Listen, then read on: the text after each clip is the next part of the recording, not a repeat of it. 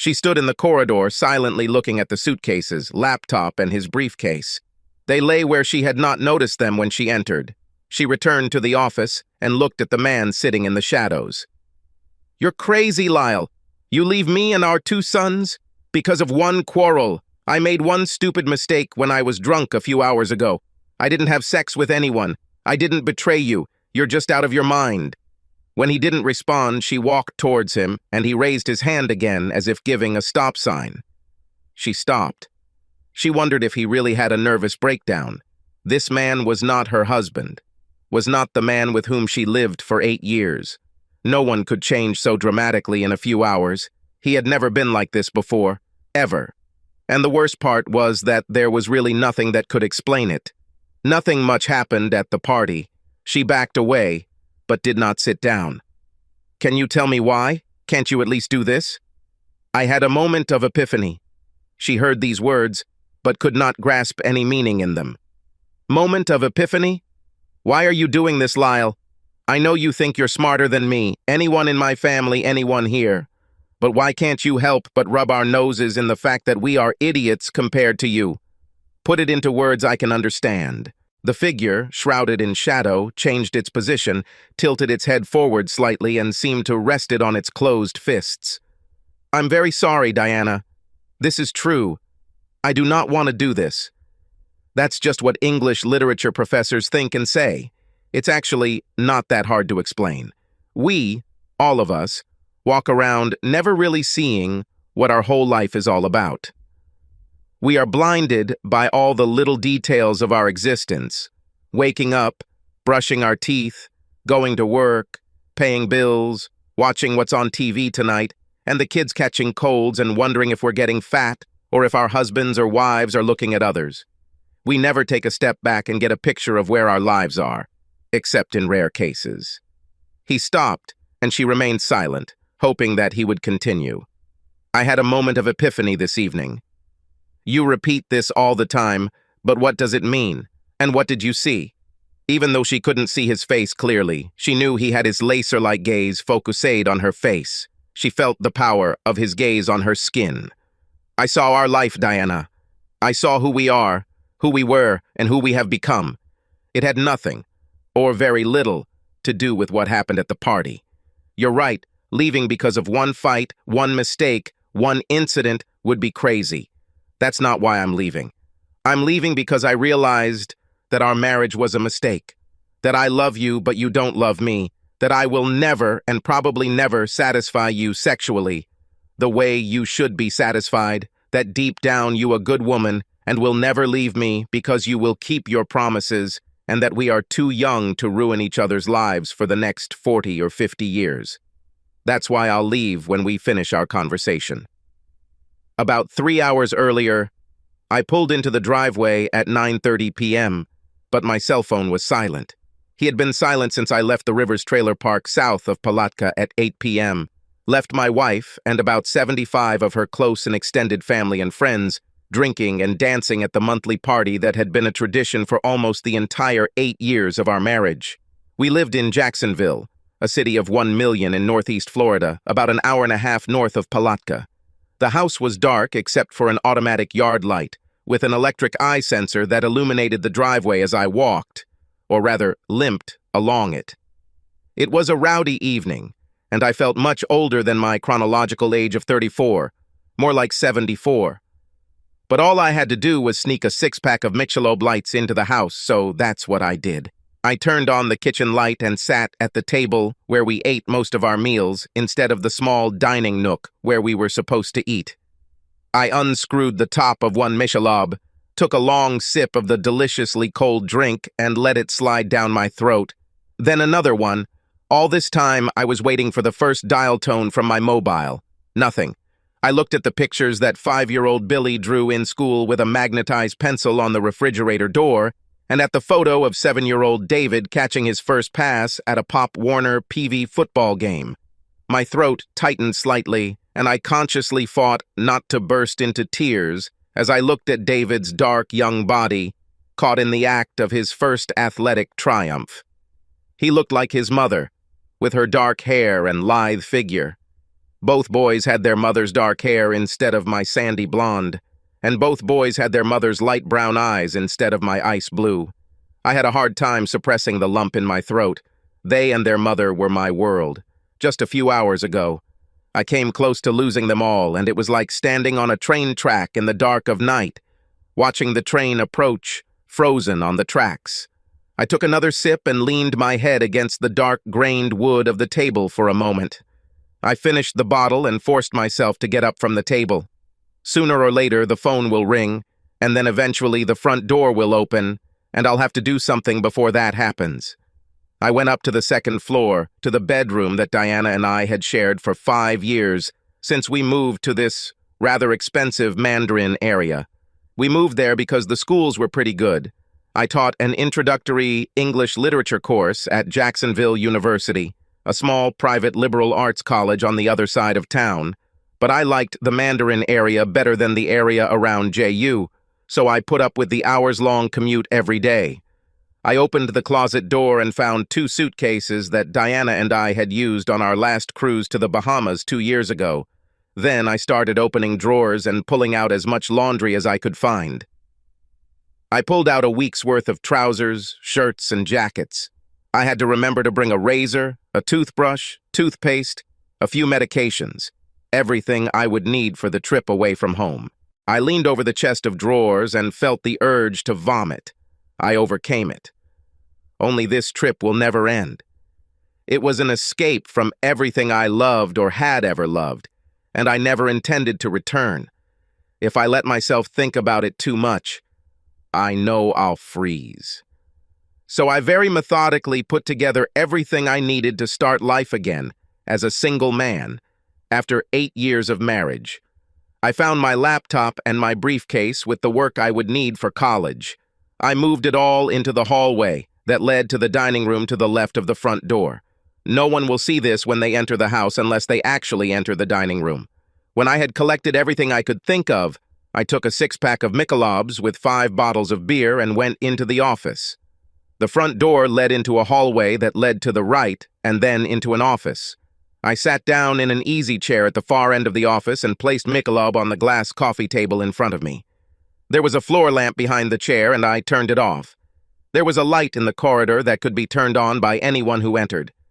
I stood on a chair and dimmed the light bulb in the center of the office so that it would not light up when you pressed the switch at the entrance to the office.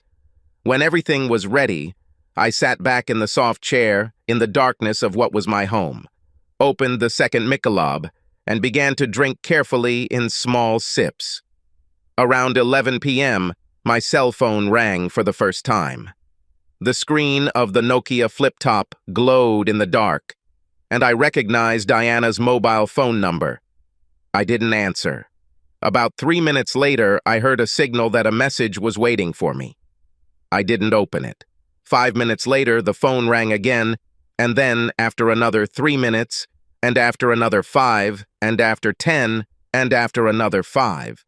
Diana called her father Richard, her older brother Dave, her younger sister Kelly, and then Diana again. If there was any humor left in the world, I would find the parade of telephone calls funny. But the funny thing had died a few hours ago, and I didn't think I'd find anything funny again for a long time, if at all. The home phone rang, then the cell phone, and then the home phone again. I just finished my second Michelob and started my third. Time crawled forward and, like a traitor, refused to run back so that the day that destroyed my life could relax and give me a second chance. But even as I voiced this normal human desire, deep down I knew that what happened lasted longer than one day, and I would have to turn back time at least 8 years to undo the damage, and that would not happen. It was a cool November, but not too bad. The RV site and cabins near Lake Como south of the tent were usually nearly empty this time of year, so it was a good place for Richard Carter and his clan and friends to hold their monthly dances, meetings, parties, in a quiet place where no one would complain about the noise or call the police and people could relax. Carter and his wife Ricky raised a brood of 9 boys and girls, 8 of whom still survive, And when all the children gathered together with other family members, such as uncles, aunts, and friends, there was usually a crowd of 100 or more adults. Richard and Ricky built a road and asphalt paving company that made them millionaires by the late 60s, and they enjoyed hosting monthly Saturday night parties. There was always Southern rock and fried chicken and ribs and oysters in season and plenty of beer and spirits to suit every taste. Diana and I did not go there every month, but we tried to come as often as possible.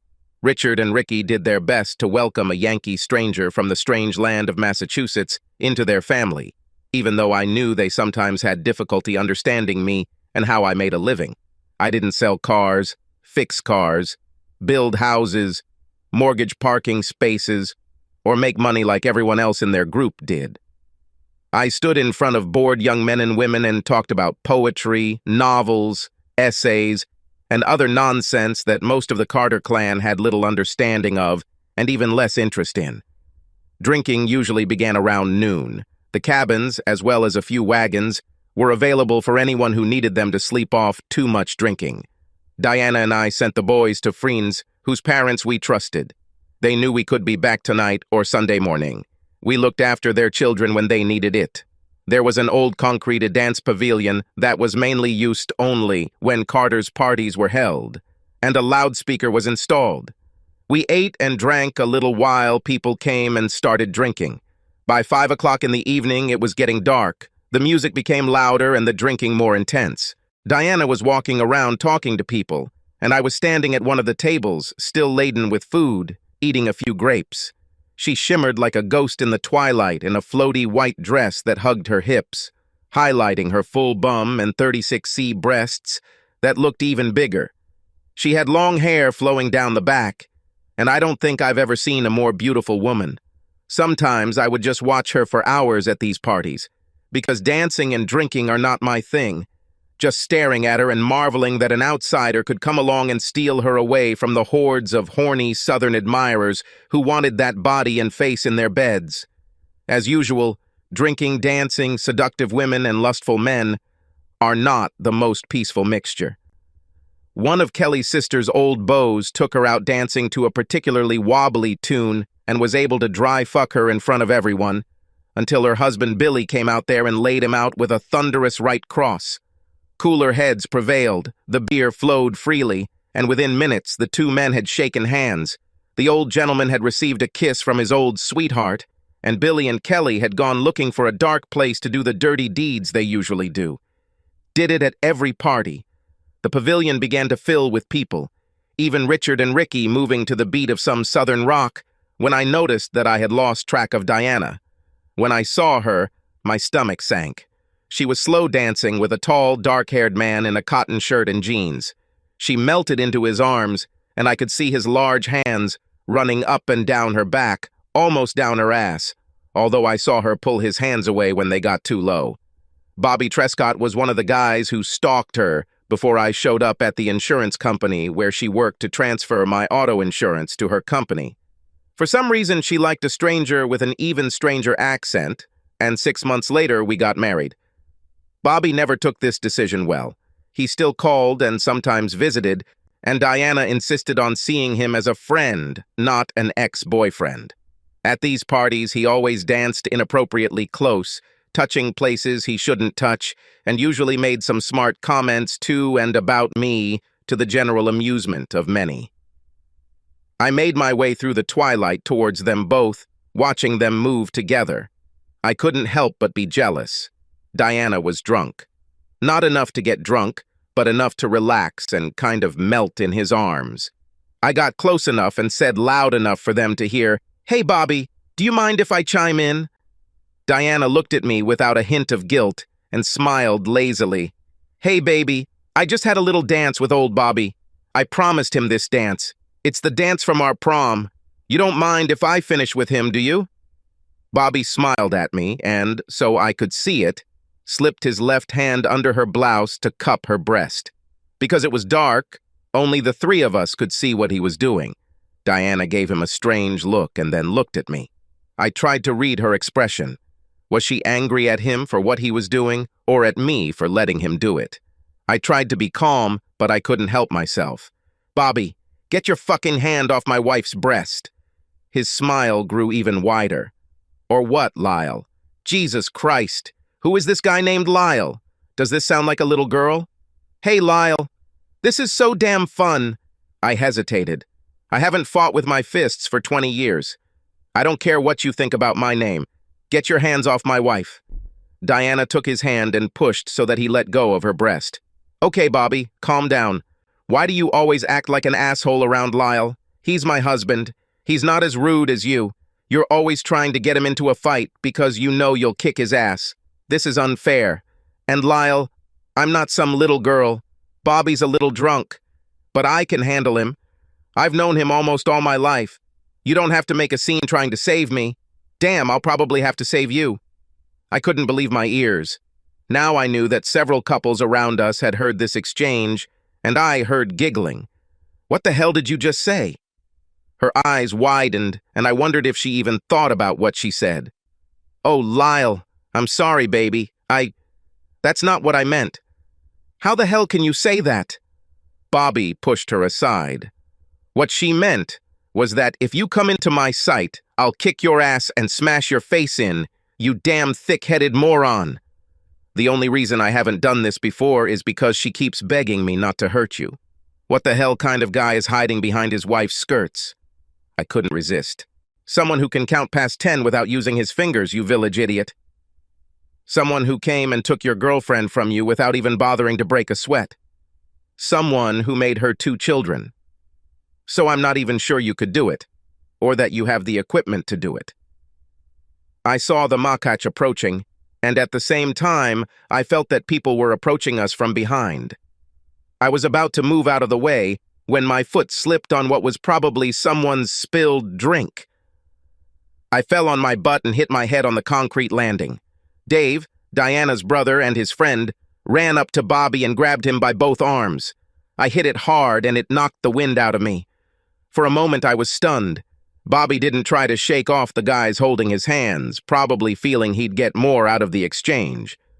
As for who has the better equipment, Lyle, why don't you ask Diana sometime? She used to think my equipment was damn good, and I heard that a pencil would fill her up more than the equipment you have. Richard Carter came up behind us and said in a firm voice, "Okay, Bobby, that's enough. We let you come to these parties because you're an old friend. But you've crossed the line. Get out of here." I looked up at Bobby's grinning face and scanned the other faces around me. I saw them smile or desperately try not to smile, and then I looked at the serious face of my beloved wife and realized that she was also struggling with this. She thought it was funny, and when I looked at her, she deliberately turned away from her father. "Dad, no. Bobby just drank. He didn't mean anything like that. You know she and Lyle fight, but it doesn't mean anything. And in general, I promised him this dance." Even Richard Carter looked at his daughter incredulously. "Are you sure this is what you want, Diana? After what Bobby said about your husband." She looked at me without a smile. "Lyle is already a grown man, Dad. If he's upset about what Bobby is doing, he knows what he can do about it. Isn't that right, baby?" I pulled my arms under me and rose to my feet. I just turned and walked away from my wife. Bobby laughed. I heard giggling and desperately wanted to believe that Diana wasn't among them, but I wasn't going to turn around to be sure. As I was leaving the dance floor, Richard caught up with me and spoke to me as I left. "Son, I know you're angry right now. But listen to me. I know Diana loves you, whether you believe it now or not. But, women, listen, sometimes a woman, even the best woman, wants to know that her man will fight for her. Where you come from, they may not do this. But down here, a woman won't respect a man who backs away from another man, trying to get closer to her. You do what you think is right. But even if Bobby beats the crap out of you, at least fighting him will show her that you care about her enough to fight for her." I kept walking. "You're right, Richard. Where I come from, women don't do that. A good woman doesn't give some sniffing dog encouragement to get into a situation where her husband has to fight for her. Not if they love their husband, if they have a real marriage. Now, I'm not so sure of either." He grabbed my hand, and I had enough respect for him not to pull back. Maybe you're right about her disrespect for you. I'm just her daddy. I can't interfere in this matter, but I can tell you that she loves you. Don't do anything stupid now. Just go somewhere, have a drink, and chill. Everything will work out on its own. Maybe. And then I really walked away from him. The driveway lit up with the lights of a car pulling into our driveway at 12:45. I had a Michelob's and a half, and I was feeling pretty good. I heard the car doors open and voices. I opened the window next to the chair, although it was cool in the house. But when they parked because the driveway was sloped, even if they were whispering, it felt like they were standing next to the window, and then I would be able to hear every word. He's here. It was older brother Dave. Thank God. What a son of a bitch. He's a pathetic bastard. Cool down. I know you're sober now. After you show your ass like that, just be glad he's here and not having sex with some random bitch like most guys. Shut up. He's my fucking husband. A big baby who goes off sucking his thumb when his feelings are hurt and leaves his wife. What kind of husband is this? The kind of guy whose wife humps her ex-boyfriend right in front of him, stupid bitch. If you weren't my sister and didn't have boys, I would tell him to just leave your ass and go find someone who won't humiliate him in public. I couldn't believe my ears. Diana was always a good little church-going Southern girl. Damn and damn. Those were the strongest words I've ever heard from her, even in bed. It truly was one hell of a night. The front door opened, and they entered. A moment later, a light came on in the corridor, and he entered the office. But it only reached the center of the room. I sat in the dark. Dave entered the office first. Diana closed on his heels. He looked around and saw my figure sitting in the shadows in an easy chair. He just looked at me for a moment and then said, "Hi, Lyle." "Hello, Dave." There was a kind of endless silence. I wasn't going to be the first one to talk to her. "Lyle," she finally said. "Diana," I said in the same, even, dispassionate tone. "Are you okay?" Dave asked. "Okay, thanks for asking." "You bastard!" She blurted it out as if she had popped a plug and couldn't hold it in any longer. "I love you too, bitch." She tensed, and if Dave hadn't grabbed her hand, I think she would have lunged at me. Her hair was disheveled, her face was flushed, her lipstick had long since come off, her white dress was bloody and wrinkled, and there were dirty stains on it. The party must have really been hellish after I left. Clever guy, always some clever joke. You think it's funny to leave me alone, without telling anyone where you're going, to just disappear? What kind of person are you? I don't know. Probably some thick-headed coward too scared to fight a man who's fingering his wife's breasts with her permission in front of all their friends and family. She had the decency to blush, and Dave gave her a sidelong glance. "You got us worried, man," Dave said. "Why didn't you answer the phone calls?" "I didn't want to talk to anyone." He rubbed his chin and looked from Diana to me. I guess I'll leave you guys to talk. It was a long night, a hell of a night. I'm getting too old for this shit. Are you sure you're okay, Lyle?" "I'm just being polite, Dave. I'm not fine. I don't know if I ever will again. But that's not your problem. Thank you for bringing Diana home. If it were up to me, she could go home with Bobby or camp at the RV park." He looked at both of us again, and then simply shook his head. Then he looked at Diana. "Then I'll leave, Lyle. Let you guys straighten things out. Diane, walk me out, okay?" From their voices, I realized that they were standing near his Chevrolet Tahoe. Damn him, Dave. He's such an asshole. Any other guy would have attacked Bobby, or gotten drunk, or done something human. He leaves and sulks at home, but he doesn't. I would kick Bobby's ass, and Tommy's ass, and most of the people we know. Lyle is not like that at all. He's not a fighter. You knew this when you decided to marry him. You remember. I remember it very well. You said he's not the kind of guy who comes home with oil under his fingernails, gives you 6 or 7 kids, gets drunk every weekend, and spits on you when you gain a few pounds. You said, and I quote, "He is a man who will succeed. He will take care of me and our children, be faithful to me, and give us a good life. He is a good man." You wanted something better and you got it, and now you're nervous and doing this dance with a weakling, which means that if Bobby didn't get anything, he probably will. I used to be proud of you, Diana, but now I'm wondering if you're just another available girl in hot pants who's going to get divorced 4 or 5 times, drag new boyfriends home every few weeks, and make mom and dad cry when they think about the mess, which you have arranged in your life. Oh, Dave, grow up. I'm not stupid. I felt excited. Maybe horny, but I wasn't 17. I played with Bobby because it was nice to feel like a teenager again for one night. My husband should have grabbed me and made me behave, but I forgot who I was married to. He's mad right now, but it will pass. It was one night and one fight. I'll go out there and give him some love, and this will all go away. People don't break up because of one quarrel. Damn you, sister. You think that since I build houses, I don't know anything about your dear husband? I have clients and partners whose children go to JU. They talk about Lila. He is young, he has hair, he is smart, and many female students think he is cute. There was a time when he would have gotten an A or even a C, and there were women professors. First, well, let's just say she pursued him so openly that the dean had to tell her to chill or they'd have to take action. So you go out there and please him or do whatever you need to do. Lose him, and he won't sit and cry into his beer for long. She returned and stood at the entrance to the office for a long time. Neither of us said a word. Then she walked across the room towards me.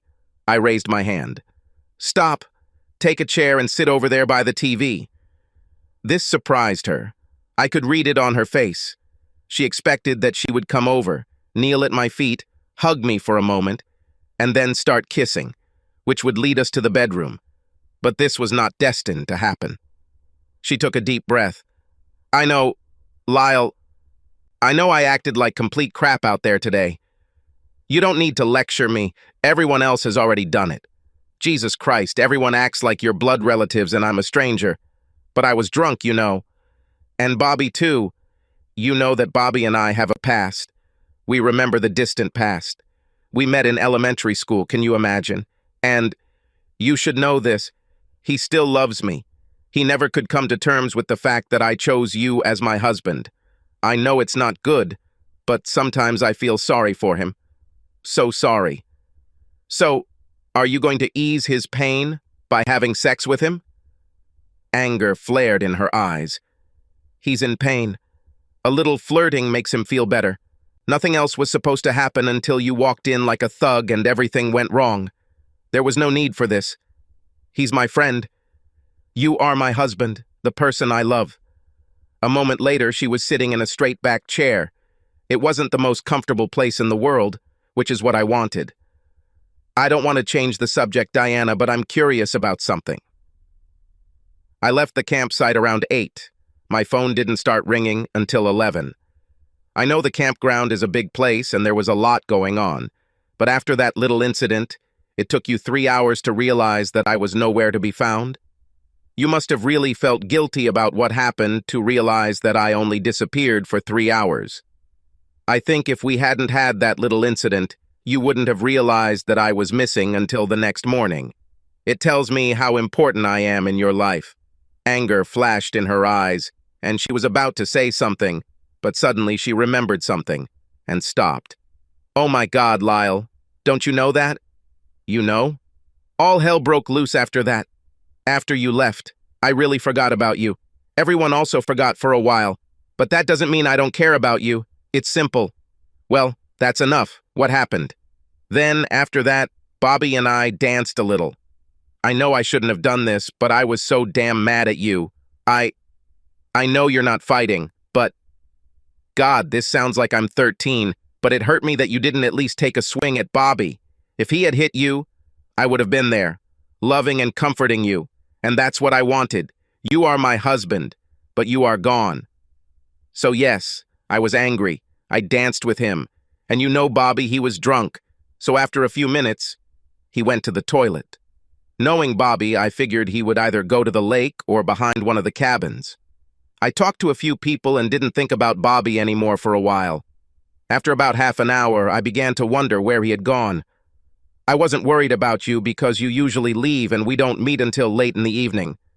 Then I heard a scream, and everyone ran to the lake. People crowded around someone lying on the ground. I tried to come closer and suddenly realized it was Bobby. It was terrible.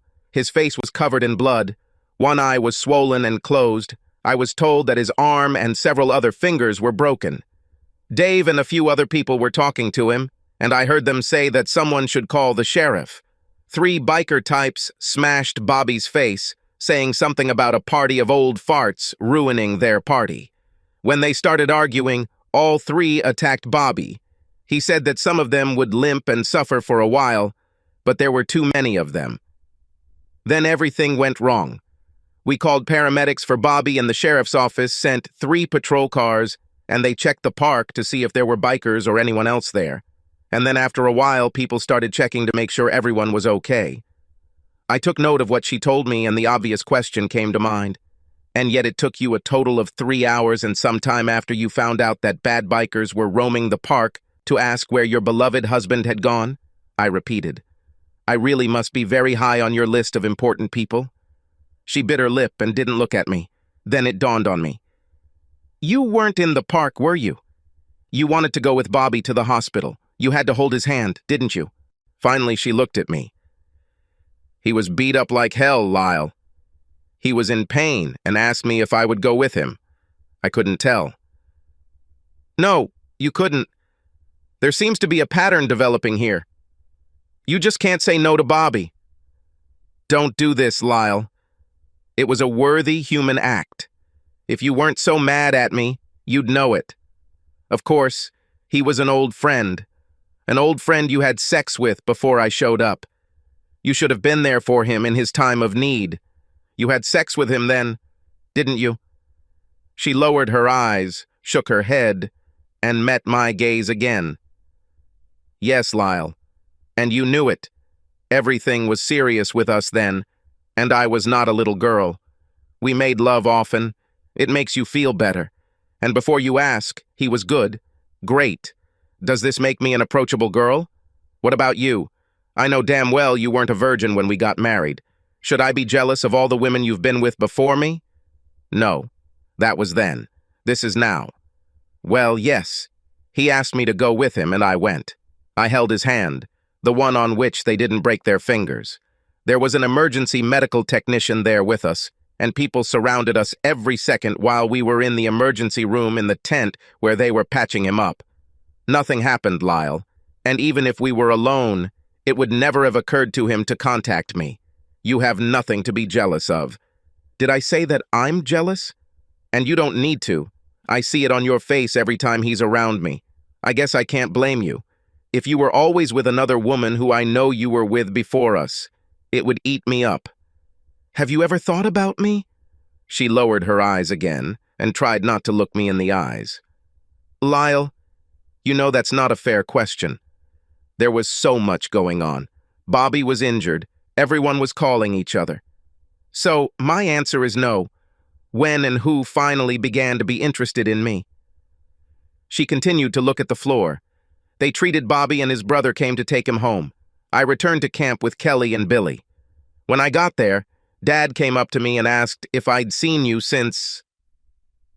This is wonderful, Diana. Your father thinks highly enough of me to remember that I disappeared before my wife did.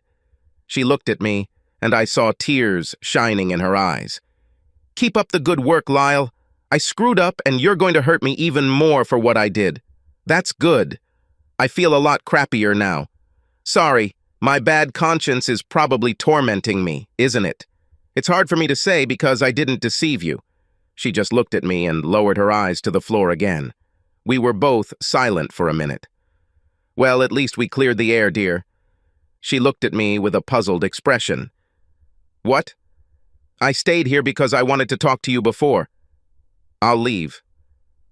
Where are you going? You're not mad at me anymore, are you?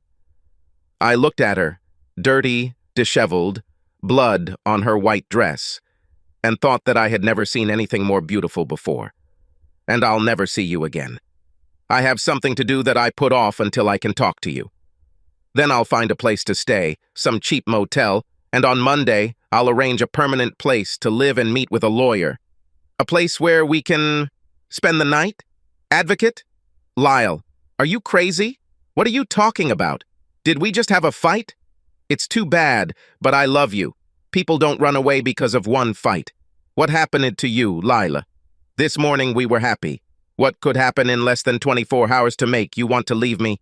I didn't answer her. I just pointed down the hallway leading to the children's bedrooms. Go, I said. She slowly stood up and walked into another room. I knew that she would see the suitcases, the laptop, my briefcase. She returned to the office more and more slowly, shaking her head as if she could not believe what she saw. You're crazy, Lyle. You leave me and our 2 sons. Because of one quarrel, I made one stupid mistake when I was drunk a few hours ago. I didn't have sex with anyone. I didn't betray you. You're just out of your mind.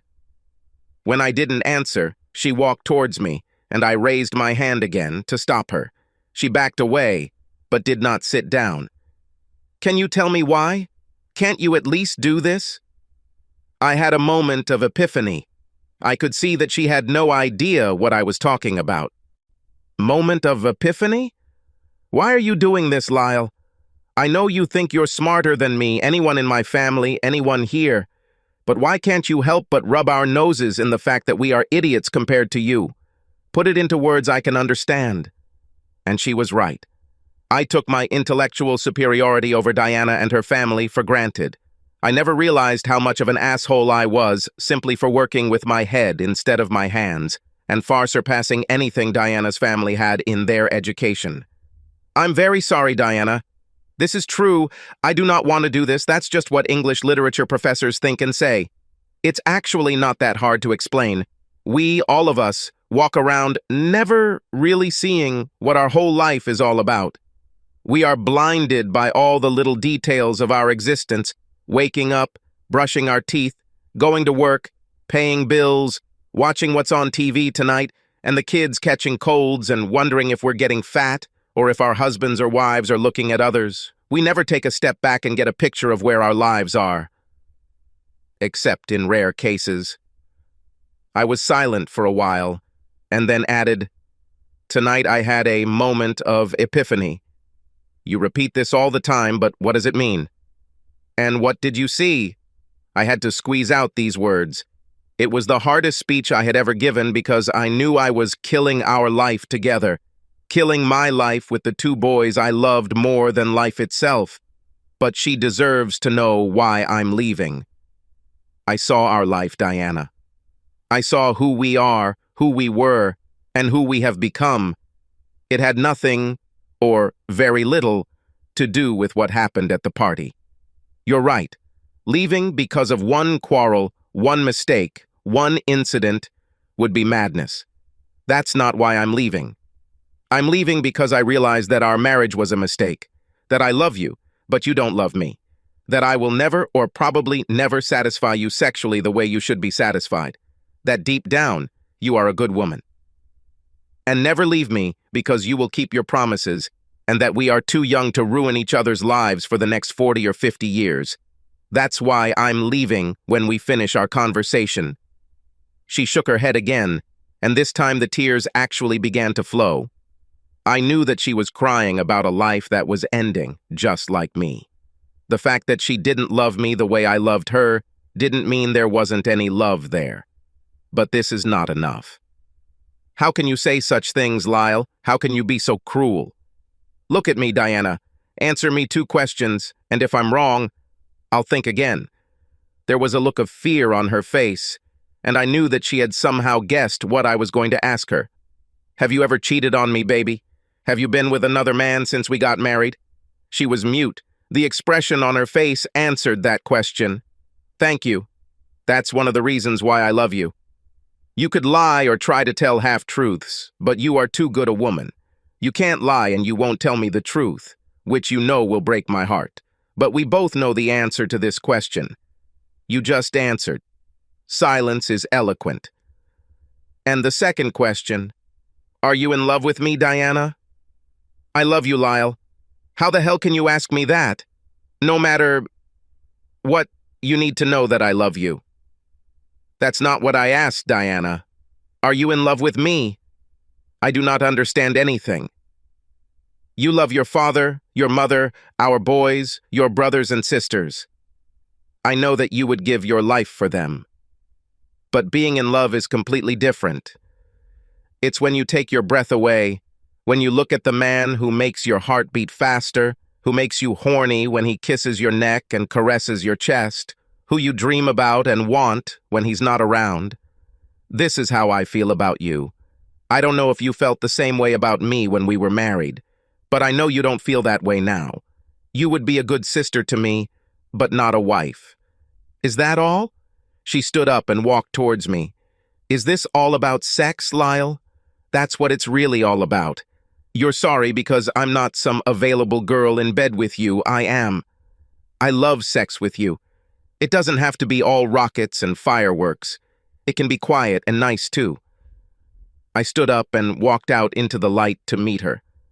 When I stepped into the light, she lost her breath and staggered back. "Oh my God," she exhaled. "You never called me Diana, and you know it? You've never screamed as loudly at the peak of pleasure as you did with someone else. You just lay there and let me do my thing. Do you really think I can't tell you how tired you are of my lovemaking?" She stopped backing up, reached out a trembling hand and gently touched one side of my face, gently feeling with her fingers the swollen flesh surrounding my almost closed left eye. I knew that the rest of my face was made up of various shades of yellow, red, and brown. My lips were swollen, except for one piece missing on the left side. "Oh my God, they found you and beat you up too. Why didn't you go to the hospital and seek medical help?" I tried to smile, and that in itself must have been scary as hell, judging by the look on Diana's face. "You should look at another guy." From the expression that slowly appeared on her face, I knew that she understood what my face meant. I stood in the dark by the lake, listening to the music and imagining that I could still hear snatches of laughter from the people around Diana and Bobby.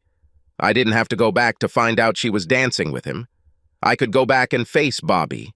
I'd been beaten before, back in the days when I was running around the streets of South Boston as a wild boy without a father.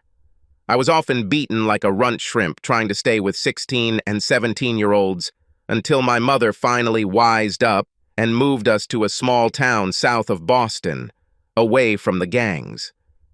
I didn't mind the beating for that matter, and I probably wouldn't, because I didn't fool myself into thinking I could beat him in a fair fight. He was bigger and stronger, and undoubtedly tougher than the guy who makes his living standing in class and ranting. But it was the look in her eyes when she provoked me to do something about Bobby's insults, the way she allowed him to hold her and stroke her, the way his hands roamed over her easily and familiarly. I think I always knew, but now I couldn't bring myself to ignore the truth that he had sex with her.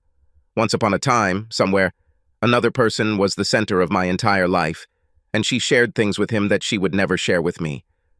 How can you live your life if it is built on lies? I leaned against a tree and stared at the cloudy night sky, wondering how I could turn around a life that had gone so far back and make it all right again.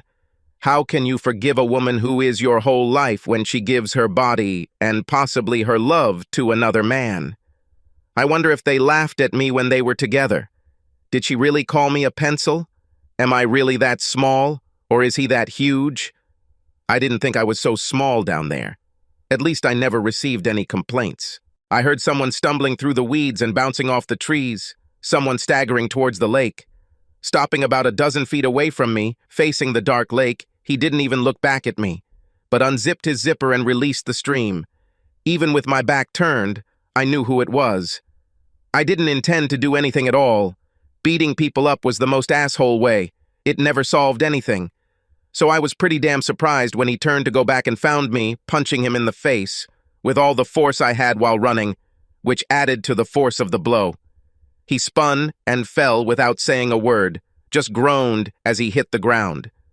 Before he could get to his hands, I kicked him as hard as I could in the stomach, lifting his whole body, and this time he grunted loudly. I tried to hit him below the belt again, but this time he turned enough to catch the kick in the thigh and grab my leg, and when I pulled it back, he threw me away from him. Having lost my balance, I fell backwards. When I propped myself up on my elbows and stared into the darkness of the night, he was already on all fours. He touched his forehead with his finger, and I saw something dark and shiny. I tore the skin with my glancing blow, probably the college ring on my right hand, which had 2 diamonds held in place by small prongs. Damn me, Lyle. I didn't think you had it in you, weakling. Sure, you had to sneak up on me, but at least you had the courage to try and hit me. But now I'm going to hurt you very, very much, boy. And I'll be right because I'll tell everyone, including Diana, how you idiot hit me. I was trying to get up when he lunged at me. I fell under his large, heavy body, trying to free myself. Rising slightly, he raised his fist. I didn't even see how it hit, but it hurt like hell. It felt like someone hit me on the head with a metal gong. My ears began to ring, and the vision in that eye went dark for a moment. Then something hit me in the nose, and there was blood everywhere, and I couldn't breathe for a moment. Before I could come to my senses, the world exploded again, and I saw nothing. I wondered if he had blinded me, but after pushing him away for a second, I realized that it was just a stream of blood in both eyes, blinding me for a moment. I could only move my head slightly, but I still didn't understand how I did it, because his next blow flew past me and he lost his balance and fell. I jumped to my feet and, as he rose to his knees, struck him with the sole of my boot and was delighted to see the blood spray and feel his nose and cartilage crunch under my heel. He fell backward, groaning and making sounds that were not words. I tried to kick him again, but he somehow dodged the blow and buried his big fist deep into my stomach and then pushed me away. I fell backwards, gasping for air. Every time I breathed, it felt like something sharp was trying to escape from my chest. That bastard broke my ribs. He rolled back and got onto all fours. In the darkness, his broken nose and grunting reminded me of the dangerous wild boar I hunted with Richard Clark once early in my married life. There was nothing human in his eyes, and now I am scared. He didn't just want to hurt me. I think he lost his sense of reality and would have killed me if he could. I had to get up because I couldn't let him knock me down again. I knew that if he took me down this time, he would beat me to death using his superior weight and strength. I didn't know if I could do it, but when he lunged at me, I managed to swing and get out of his way. He fell back onto all fours, leaning on his left arm and extending his right, trying to maintain his balance. I didn't think, I just reacted. I don't think I've ever seen this trick at any martial arts or UFC match. I grabbed his right arm, stretched it out, and leaned on his back with my elbow and forearms, both knees and all my weight. I heard and felt something click, and he screamed. He rolled back and forth, trying to shake me off, but I held on like a bull terrier, tugging and tugging the damn hand over and over again. He finally rolled over onto his back, and before he could try to push me away, I fell to my knees, one on his elbow and the other on his forearm. He tried to scream, but his breath was taken away. I hit his elbow again, and then I just leaned all my weight on him and held him there while he squirmed like a fish trying to get off a hook. Finally, I let go and fell backwards. I was no longer afraid of him. He pressed his hand to himself and simply rolled back and forth on the grass. He was choking and crying. I probably should have felt worse about what I did to him, but that bastard stole my wife and probably ruined my marriage, which cost me 2 sons. So it was hard for me to feel too bad. As he groaned, I realized I could still hear the faint sounds of southern rock in the distance. There were no screams or anyone's screams to be heard. Nobody heard anything. I rolled back towards him and grabbed his injured right arm. He tried to swing at me, but I jerked my hand a couple of times, causing him to groan, and that put an end to his resistance. "You're an asshole. You've already broken my arm, and don't give a damn you. You won. I'm going to need help. I need to go to the hospital." "In a while, Bobby. Let's do other things first." "Fuck you. I'll call for help myself." After I hit him a couple of times with my already swollen elbow, he changed his mind. I grabbed his right hand and pulled it away from my body. He didn't have the strength to stop me. I took his little finger and held it in my right hand and pressed it down with my left to immobilize his hand. "I'll ask you a few questions, Bobby, and you'll tell me the truth." "Fuck you, fuck you, fuck you." I grabbed his little finger tightly and bent it back until I heard the knuckle crack, and it just hung on the end of his hand. His eyes went wide, and he would have screamed if I hadn't hit him as hard as I could in the solar plexus, knocking the air out of him. He coughed, gasping for air, and groaned. I waited until I thought he was listening to me again.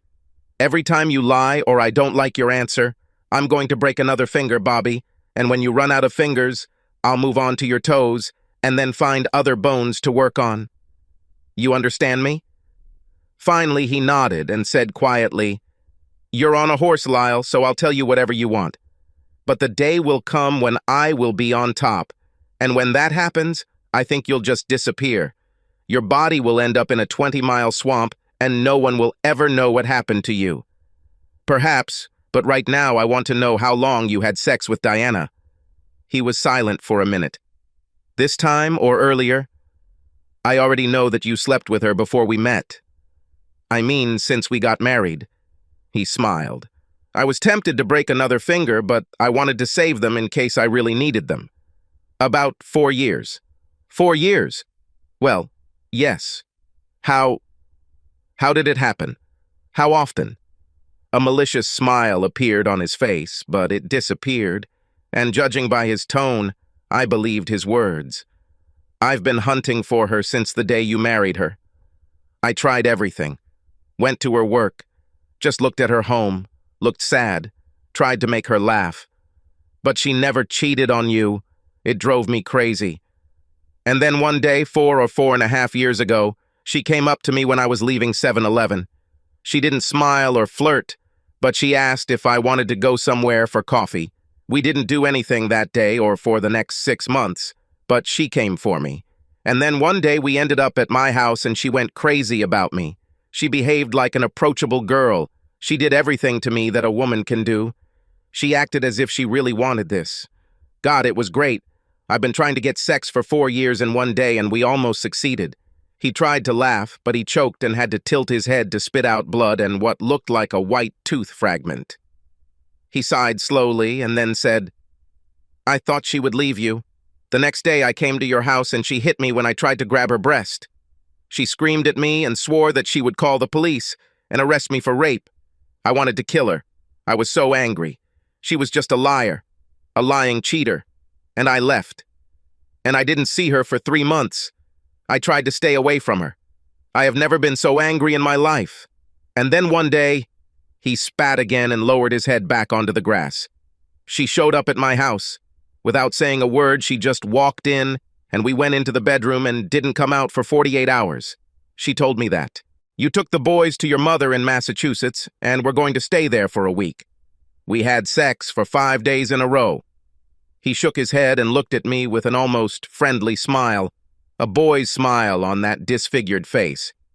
"I thought I had her again, but as soon as you returned, she didn't want to give me any time.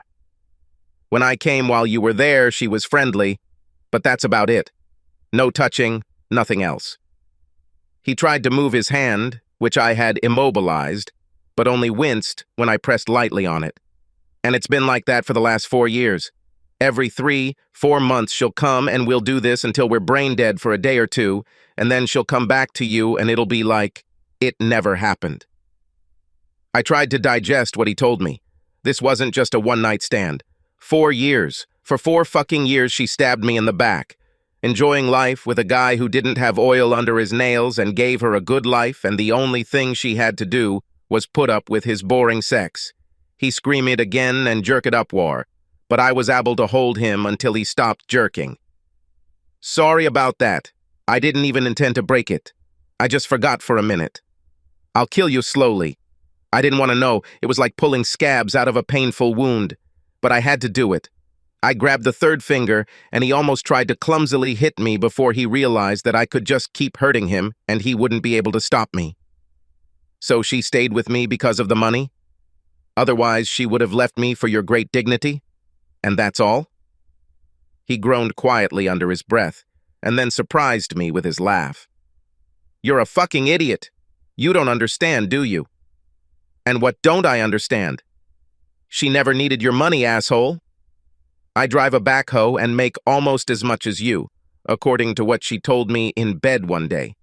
And you know that Richard and Ricky set it up so they could split all their money before they died. In a few years, she'll be able to buy and sell you, you asshole. You don't understand prize money at all. So why?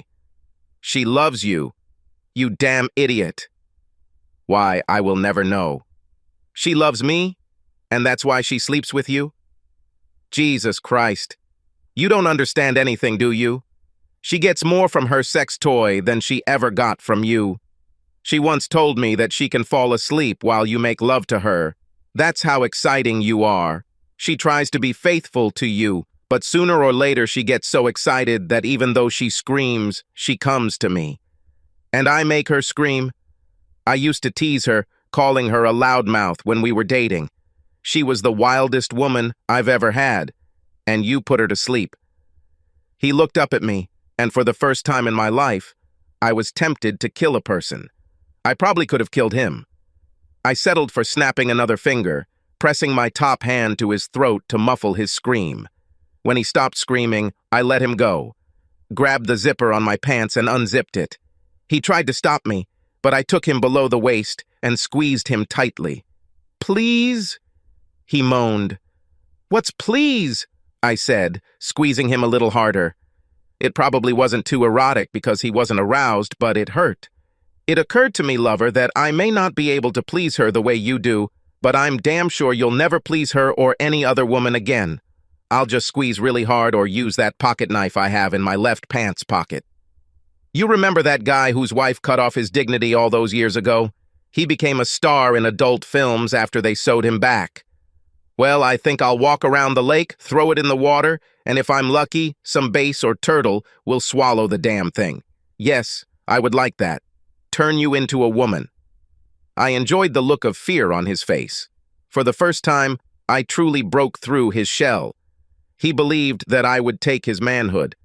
I don't think he was the kind of person who could live with that. Suddenly, I felt sick. I thought about crippling a man because I couldn't please my cheating wife. He was just doing what a lot of guys would do. He didn't betray me. She did it. I let him go, and he tried to roll away from me to protect his private parts. I stood up and let his mangled hand fall to the ground. I turned to walk away from him when he said, "You think I'm the bad guy? I'm the bastard who stole your wife and ruined your perfect marriage." I didn't look back, but it seemed to me that he was crying. "You ruined everything. She was going to marry me, you know? And she was going to do it. These two boys of yours would be mine. She loved me or would have loved me. We've been together since elementary school. We were dynamite in bed. We were the same type of people. We would be happy. And then you show up with your smart mouth and good looks and talk about things she's never seen or imagined before. And you tricked her into thinking you were right for her." I looked at him again. "You stupid bastard. I'm the best thing that ever happened to her. You just could never get over the fact that I took her away from you. Yes, perhaps you're right, smart guy. And look how happy it makes her and everyone else. She tried to love you and live without sex and tried to stay in a marriage that is killing her. I lost the woman I loved and should have had. I had to sneak in to be with her and see her come home with you from those parties. And you? Poor bastard. You will always be the unfortunate second to me in bed. Every time you sleep with her for the rest of your life, you will know that she dreams of me. I don't think I could stand it, but a weakling like you might even like it. You." She looked at me silently. I think he didn't want to admit that one pencil could ruin him so much, so he came up with this story about bad bikers. So that's why. He told me everything, Diana. And I believe him. People don't usually lie when you break their fingers. Oh my God. 4 years. 4 years. And he made you scream every time? Was his one really that much bigger than mine? Tears rolled down her face over the stains. I couldn't believe that part of me hated her, but most of me still loved her. No, baby. Maybe a little, but that's not the point. It's hard to explain. It's been that way since the very first time we did it. No other man has ever had this effect on me. It was like as if I had been electrocuted. It's not true, but it's the closest I can come to explaining it. And I think maybe if I told you this, that I bored you to tears, that you didn't excite me as much as he did, maybe we could try something else, some toys or even drugs, but how could I tell you? The man I loved, that another man makes sex great. But with you, it was just good. I knew you would never stand it. No human ego can. So why didn't you leave me if he was so wonderful? But he wasn't. Sex with him was wonderful. I love you. I reached out and touched her cheek, wiping away a tear. I know you are not in love with me, but I believe that you love me and our marriage. But I left the rest unsaid as I walked around her and began moving luggage and a laptop into our family Saturn. I'd leave her with a big Ford Escort for her and the kids. It took me 3 passes, but eventually I finished and returned to the house. She didn't even seem to move. She extended her arms as if to grab me, but left them hanging in the air. I don't want this, baby. I don't know how to do this, but there must be some way to fix this. Actually, no. I leaned down to kiss her and tasted her tears. Our marriage broke up. I want to see the boys and stay in their lives, but us is no longer there. Because you hate me. I looked into her sparkling eyes. No, I love you, that's why it's so hard. But you can't breathe life into a corpse. We could go to a psychologist, a sex therapist. Anything. We won't do this because deep down you don't want to be my wife anymore. I don't think you believe we can ever do this. How can you say that? Remember, I said that silence is eloquent. Sometimes silence speaks more than words. I know you don't really want to save our marriage because ever since I let you know I was leaving, you have never said 2 things that would show me that you still want me. These would have been the first words I would have said to you, but they never left your lips. We looked at each other, and the question was clear in her eyes. You never said, "Don't go. Please don't go." When it finally dawned on her, she fell to her knees and covered her face with her hands. She cried when I left. Subscribe to our channel so that your second chaff doesn't cheat on you, and go ahead and listen to the next story, because this story is nothing compared to the next one. If you're under 18, don't even think about listening to the next one.